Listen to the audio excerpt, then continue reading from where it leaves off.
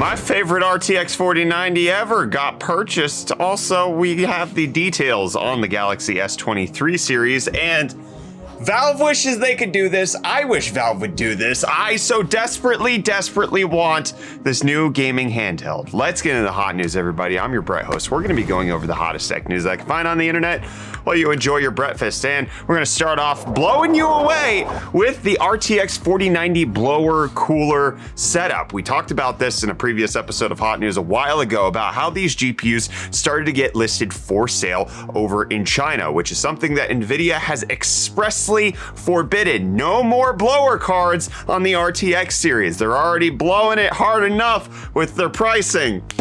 Got them. Thank you, Kyler. I needed that encouragement today. But NVIDIA wants to reserve these GPUs for their higher end Quadro lineups where it's actually meant to be put in servers, whereas this is supposed to be fun and flashy in gaming, trying to get it more distinct between their product lineups. But somebody sending it out, buying it anyways, and you can see that they don't even call it the 4090. You can just see that there's Morse code on the front right there, which I'll tell you what that means in a second, but it actually is 2 slots. Looks really good. Bottleneck Evader over on Reddit is the one who purchased this and put it through some testing. Turns out that it's power capped to 450 watts, which is like more than fine, and it turns out with benchmarking in 3D Mark Time Spy, it got around average of what an RTX 4090 does. Turns out a blower style cooler can actually dissipate 450 watts, which isn't too bad. So it seems like it's an overall good card, and it just was very expensive, costing roughly $2,600, which is the same as the MSI Supreme X, which they could not get because it doesn't fit in the case that they have. So this seems to be a good alternative, something I really want. Just a small little GPU to slot in wherever you want, but it's still the fastest. Has the power connector at the back of the GPU to allow you to get all the plugging in that way, but the Morse code on the front means AI edition. So they don't even call it a 4090 like on the surface. They call it AI edition. You can check out the Reddit post, which we'll have linked in the video description. It's got fewer branding. It does say 4090 on the bottom, but you won't ever be able to see that when you plug it in. You can kind of see that. So NVIDIA, bring those back. I want them. Can we get enough uproar for blower style 4090s? Probably not. This is a Brett thing. Anyways, you know what else is a Brett thing that I want to be a you thing too? Today's video sponsor. My friends, today's video is sponsored by Intel and their Studio Display portable monitor. My friends, this thing is packed to the gills with features and provides an experience unlike any other that I've seen in a form factor like this. So it's a 13.4 inch 4K plus display with an IGZO panel, which means it has great black levels, very little color shift when viewed at different viewing angles, a mirror-like finish, extra low delta E values, and insane color accuracy to make this a great monitor for professionals, but it also provides the 16:10 aspect ratio that a lot of professionals want to use. However, it also has a 16:9 mode in case you want to use it for gaming. And at a display resolution of 3840 by 2400, it provides 338 pixels per inch to make sure that everything on this monitor looks tack sharp. And it's great to either plug into your laptop with a Thunderbolt port, or you do have extra power in case you want to run video games on it as well. But also it's great for HDR content because it goes up to 500 nits brightness and has HDR optimization. It's compatible with Mac, iPad, Windows, whatever you need to use it for. And it also even has an e-ink emulation mode in case you want to just use it for static images and making sure that it's on a grayscale, which is great for things like text reading or even programming. My friends, this thing is packed to the brim with features, is an incredible form factor at 13.4 inches, easy to transport with this little carrying case that it has on it that protects the screen, makes sure it's good to go. Also, the glossy finish on the display makes it look extra crisp. I've checked out a lot of portable monitors in my day, and I'm seriously impressed with the Intel Studio Display with 4K plus resolution, the IGZO panel. It has a whole lot of feature sets. Check it out at the link in the video description. big thanks to Intel for sponsoring today's video. And you know what would go well with the Intel monitor? The Fractal design Ridge, that mini ITX case with that portable monitor. Ooh, on the go, it's gonna be so great. But Fractal coming out and admitting that there are some issues with the Ridge and specifically the PCI Express riser that comes with this case. We actually have one over there that we still have to do a build in. Thanks Fractal for sending it out. But with the PCI Express riser, they found that there are signal integrity issues that are happening where it actually cannot reliably run in Gen 4 mode, and they're advising that all of their customers for the time being run it in Gen 3 mode while they figure out how to source something that they can put into Gen 4. So this is a little disappointing, especially if you have a GPU that is limited to 4 GPU lanes. Having to knock it down to PCI Express 3.0 might actually mean significant performance loss. With most GPUs, you put something like an RTX 3070 in there, you're not really going to see any performance difference from going PCI Express 4.0 down to 3.0, but it's still a bummer that this has happened. Fractal doing the right thing, issuing a report ahead of time saying, hey, our thing is broken, we're working on a solution, here's the mitigated steps in the meantime while we work on how to get you a new product or at least a new riser to make sure your stuff's okay.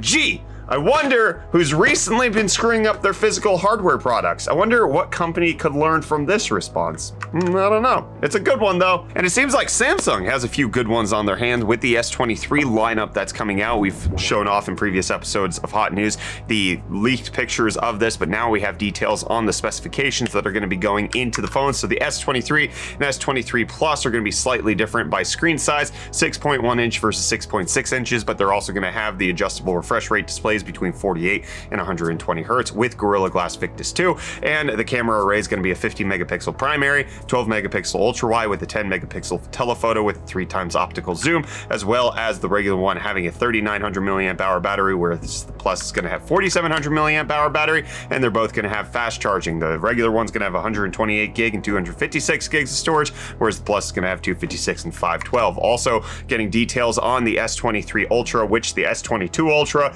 has been, from what I've gathered, one of the most remarked smartphones of 2022. The S23 Ultra is going to have a 6.8 inch 3080 by 1440 display that can go from 1 hertz all the way up to 120 hertz. It's going to have a 200 megapixel main sensor with the 12 megapixel ultra wide 2 telephoto lens that can do 3 and 10 times zoom respectively, and it's going to have a 5000 milliamp hour battery going all the way up to 1 terabyte storage and 12 gigabytes of RAM, being a whole thing with the S Pen, and all 3 of those phones are going to be running on the Snapdragon 8 Gen 2 processor at 3.36 gigahertz with Bluetooth 5.3, Wi-Fi 6E. These are looking to be some really good launches for smartphones in the early part of this year. That's kind of how the Galaxy S22 launched very early, but stayed very competitive throughout the year to where the S22 Ultra was regarded again as one of the best phones that released last year. If you want to reserve one, we'll have an affiliate link in the video description for you to reserve your Galaxy smartphone. You get a $50 Samsung credit. Really, there's no cost to you to do this. You just put in your name and email, and then you get a free credit. Then they say enhanced trade-in values in case you're looking to get one of the new ones. Just think about it. And I think about Cryptostonks even in my dreams. Not at all. Bitcoin down 2.5% to be at 27.67. You can see it had a midday little crash, a siesta as it were.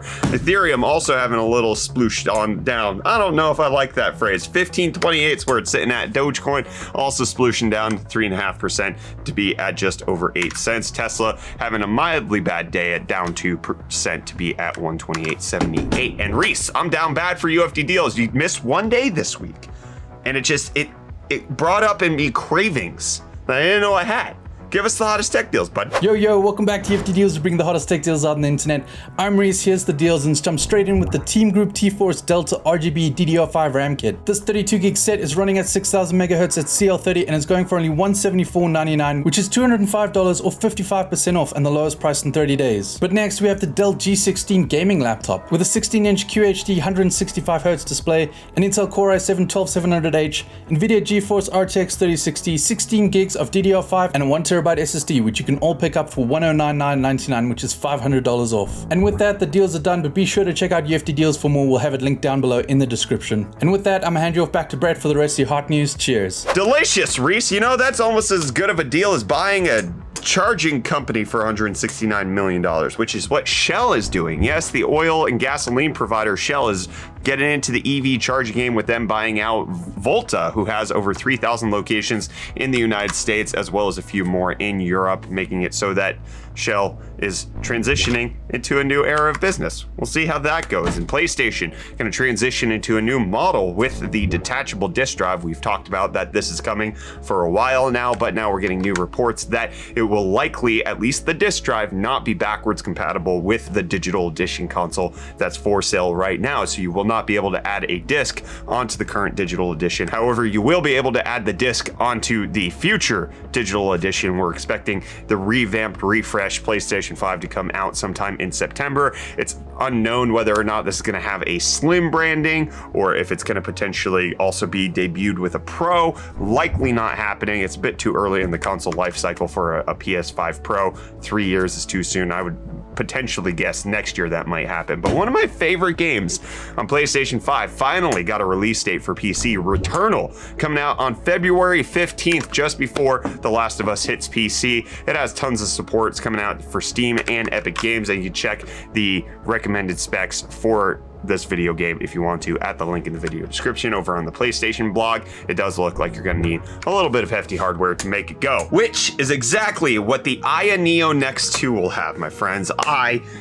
Oh man, I will continuously say that the Steam Deck is underpowered. I want Valve to put a higher end APU into the Steam Deck. They can sell it at a higher price point. I really don't care. Keep the current one. It's totally fine for an entry level PC on the go handheld console. Keep the current one at $399, but please provide a heavier option, a heavier dutier option like Ayaneo's doing with the NEXT 2. This is not fully announced because they're working with AMD on some stuff that can't actually be announced at the given moment, but you can also see they are taking some design inspiration from the Steam Deck, especially with those little touchy pads right down there. This is looking like to be a direct successor to the Steam Deck, especially since Valve has said that the Steam Deck 2 not happening anytime soon, and the only upgrades that they're making are going to be with regards to the screen and battery life. I want performance upgrades. So the Ayaneo NEXT 2, my friends, it's supposed to have a Ryzen 7000 series CPU plus discrete graphics. So this is really intriguing because Ryzen 7000 series mobile, as far as we're aware, can mean anything. It can be from Zen 2 all the way up to Zen 4. So previous generation architectures all the way up to the latest. But if it has one of the latest APUs, that means it's going to have Zen 4 CPU with RDNA 3 GPUs, and that would be a monster in and of itself. But the fact that they're advertising having this handheld with a discrete graphics card just absolutely blows my mind. I want to see this 8-inch screen. This looks like it's going to be a heavy hitter. Obviously, price point not really known. I would guess that this is going to start northwards of $1,000, which is obviously the number one retort that I have or I hear when I talk about the Steam Deck being underpowered. But then it couldn't cost $400. I disagree to some extent. Like, I think Valve, if they worked really hard to come up with a deal with AMD to come up with some custom silicon, they could launch a new Steam Deck with Ryzen 6000 with a 6800U or an adjusted version of that at the same price point, because they don't need to upgrade all of the other things. Like, the 720p screen is mostly fine. Yes, people want OLED, that would be amazing, but if you keep the screen the same, you keep all of the other parts the same, and you just upgrade the APU, well then you're not really remanufacturing the whole thing. You're just bringing out a faster guy. I want my Steam Deck to be able to run Cyberpunk at the Steam Deck settings at 720p 60. It can't do that. It cannot do that at the Steam Deck settings. I just want it. I know people say the 40 FPS is good enough. I just don't agree. I honestly, legitimately shy away from playing on my Steam Deck right now because it is not fast enough, and I'm playing a little bit more with the Ayaneo 2, which they've recently sent out. I want Valve to do more. The Ayaneo NEXT 2 looks like the more that I want, and I just want everybody to benefit. That's my Steam Deck brand, and that's how I'm going to end this episode of Hot News. Thank you so much for tuning in. We'll be back to close out your week tomorrow, my friends.